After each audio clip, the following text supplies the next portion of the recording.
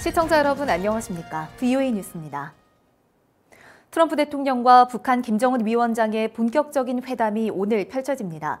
두 정상 간 단독 확대 회담에 이어 발표될 하노이 선언에 북한의 비핵화 조치 등 어떤 내용이 담길지 주목됩니다. 하노이에서 안소영 기자가 보도합니다. 도널드 트럼프 대통령은 이곳 시각으로 오전 9시부터 북한 김정은 위원장을 다시 만납니다. 장소는 어제 만찬 회동을 가졌던 소피텔 메트로폴 호텔입니다. 두 정상은 40분 정도 단독 회담을 벌이는데 이 시간 동안 정상 간에 어떤 특별한 결정이 나올지 주목됩니다. 트럼프 대통령은 전날 8개월여 만에 김 위원장을 다시 만나 2차 회담 성공에 대한 기대감을 보였습니다. I thought the first summit was a great success, and I think this one hopefully will be equal or greater than the first. 단독 회담이 끝나면 9시 45분부터 양측 참모들이 함께하는 확대 회담이 열리는데 합의 사안들이 최종적으로 조율될 것으로 예상됩니다. 이후 11시 55분부터 오찬이, 그리고 2시 5분쯤 두 정상은 회담 결과물을 담은 하노이 선언을 채택합니다. 북한의 완전한 비핵화와 미국의 상응 조치, 한반도 평화체제 구축, 미국 간 새로운 관계 수립 등에 대한 진전된 문구가 담길지 주목됩니다. 이후 트럼프 대통령은 숙소로 돌아와 기자회견을 엽니다.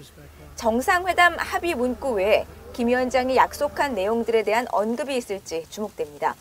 앞서 전날 김 위원장은 모든 사람들이 반기는 성과를 강조했습니다. 모든 사람들이 반기는 그런 훌륭한 결과가 만들어질 거라고 확신하고 또 그렇게 되기 위해서 최선을 다하겠습니다. 두 정상은 전날 참모들을 대동한 만찬에서 김치가 곁들여진 서양식 식사를 했습니다. 두 정상은 비핵화 조치와 한반도 평화체제 구축 등의 큰 성과를 기대하고 있습니다. 전 세계는 두 정상이 합의한 결과물들이 실제로 추진 가능한 것이 될지 주목하고 있습니다. 하노이에서 VOA 뉴스 안소영입니다. 트럼프 대통령은 하노이에서 사실상 북한이 개혁 개방을 이룬 베트남식 모델을 따를 것을 강조하고 있습니다. 북한의 김정은 위원장이 선대와 다른 선택을 할지 주목됩니다. 하노이에서 김영권 특파원이 보도합니다. 도널드 트럼프 대통령은 김 위원장을 만나기 전 트위터를 통해 베트남은 지구상에서 번영하는 흔하지 않은 나라라면서 북한이 비핵화를 하면 베트남처럼 되고 그것도 매우 빠르게 될 것이라고 강조했습니다. 북한의 잠재력은 굉장하며 김정은에게 있어 역사상 거의 무엇과도 견줄 수 없는 위대한 기회라고도 말했습니다. 8개월 만에 김 위원장을 다시 만나서도 위대한 지도자, 굉장한 미래 등을 언급하며 그런 일이 북한에서 일어나길 고대하고 도울 것이라고 거듭 강조했습니다. I think that your country has tremendous economic potential, unbelievable, unlimited. 앞선 베트남 주석과 고위 관리들과의 만남에서도 베트남 발전에 찬사를 보내면서 북한을 언급했습니다. If you look at what you've done in a short time, he can do it in a very, very rapid time, make North Korea into a great economic power. 트럼프 대통령의 잇따른 발언들은 핵무기를 포기하고 베트남식 모델을 따르라는 김 위원장에 대한 공개 메시지로 해석됩니다. 이런 가운데 김 위원장의 수행단인 리수용 부위원장 등은 개혁 개방과 관광 산업의 상징인 하이퐁과 하롱베이를 둘러봤습니다. 김 위원장은 미북 정상회담 뒤 베트남의 주요 산업단지를 방문할 것으로 알려졌습니다. 북한 관영 매체 노동신문 역시 베트남의 경제 발전 과정을 자세히 소개하고 있습니다. 레 호아종 베트남 외교부 차관은 북한의 베트남식 모델을 채택할 가능성을 묻는 VOA 질문에 서로 배우고 경험을 나누길 원한다는 말로 답했습니다. 하지만 김 위원장의 아버지 김정일 국방위원장이 과거 중국의 첨단 시설을 확인하고도 개방을 선택하지 않았던 전례를 볼 때 북한의 변화 가능성에 대한 속단은 아직 이르다는 지적도 있습니다. 하노이에서 VOA 뉴스 김영권입니다. 2차 미북 정상회담의 이른바 하노이 선언을 앞두고 미 의회에서는 성과만을 위한 섣부른 합의가 나와서는 안 된다는 경고가 나왔습니다. 전임 행정부 관료들은 실익 없는 북한의 작은 조치에 미국이 너무 많은 것을 양보해선 안 된다고 강조했습니다. 박승혁 기자가 보도합니다. 상원 외교위원회 청문회에 출석한 윌리엄 번스 전 국무부 부장관은 트럼프 대통령의 외교 노력에 찬성한다고 밝혔습니다. 하지만 북한은 언제든 합의를 뒤집을 수 있기 때문에 많은 양보를 해서는 안 된다며 트럼프 대통령은 단지 성과를 얻기 위한 섣부른 합의를 해선 안 된다고 지적했습니다. It's really important that we be careful in not giving away too much too soon because, as Steve said, the North Koreans are practiced masters at dangling things which then turn out to be easily reversible. 북한은 최소한의 양보로 최대한의 이득을 취하는 전략을 쓰는 게 아니냐는 질문에는 그것이 북한의 오래된 각본이라고 답했습니다. 전 백악관 국가안보회의 보좌관은 인권 문제를 더 강력하게 제기해서 북한을 압박해야 한다고 강조했습니다.